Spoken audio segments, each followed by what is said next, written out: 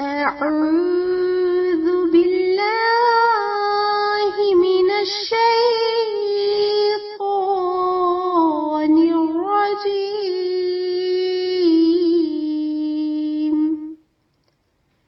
بسم الله الرحمن الرحيم.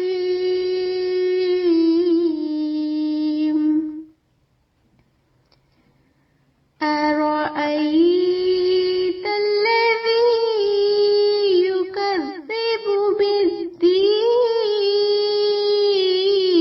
بالدين فذلك الذي يدعو اليتيم ولا يحض على طعام المسكين